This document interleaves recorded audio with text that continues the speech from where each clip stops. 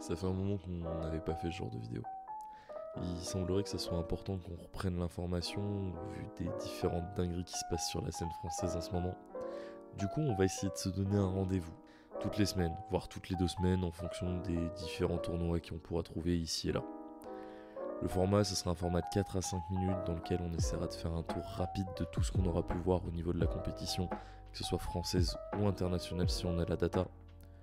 Du coup, aujourd'hui, on va parler des doutes WSCQ qu'il y a eu ce week-end.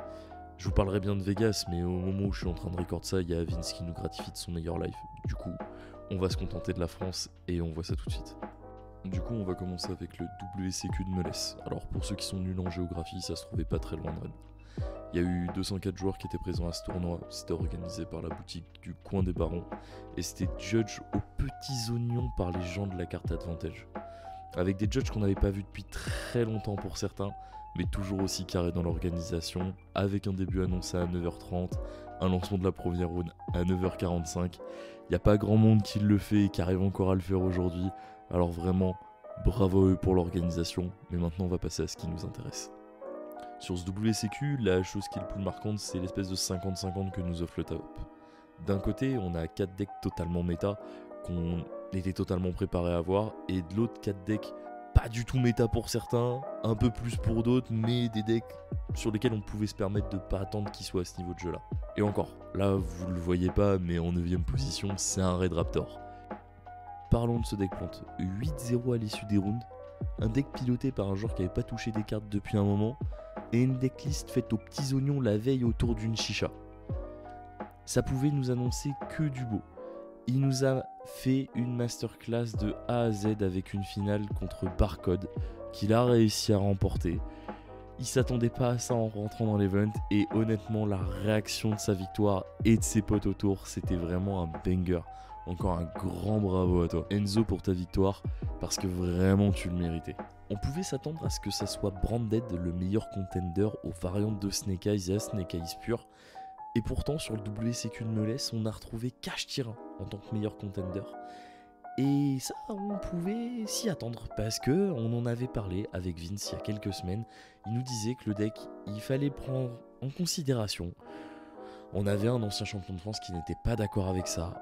Du coup, est-ce que les decklists changent? Est-ce qu'il y a eu pas mal de shifters qui sont partis le long de ce tournoi? On ne le saura pas. Si les deck profiles arrivent, n'hésitez pas à aller les voir. On aura peut-être un petit peu plus de réponses. Mais ça mérite un petit débat. Et voilà ce qui clôt le point sur le WSCQ de Melesse.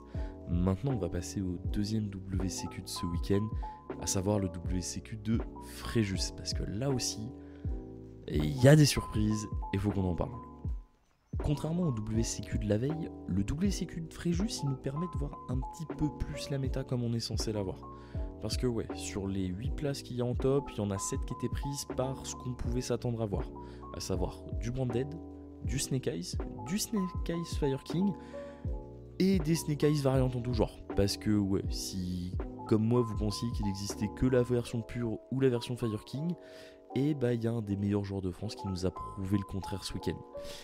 On va s'attarder un petit peu sur lui parce que le joueur en question c'est Vincent Amouche qui arrache un top avec une version Snake Eyes et Volzor.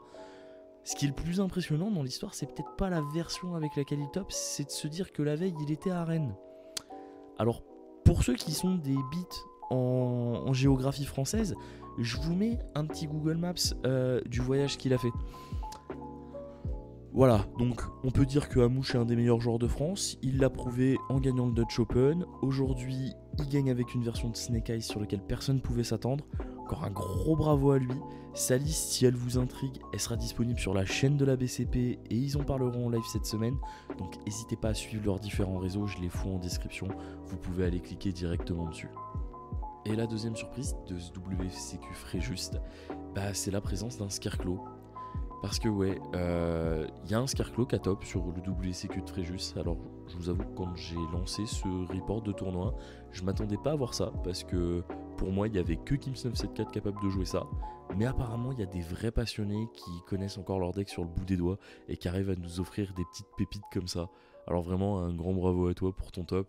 Je vais pas m'attarder beaucoup plus sur le WCQ de Fréjus parce que sur ce top, on peut voir qu'il y a énormément de joueurs appartenant à des équipes.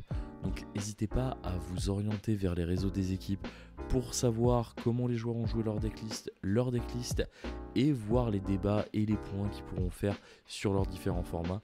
Typiquement, on va en faire un avec Roman et Pierre, donc n'hésitez pas à vous abonner pour voir ça et pour suivre ça.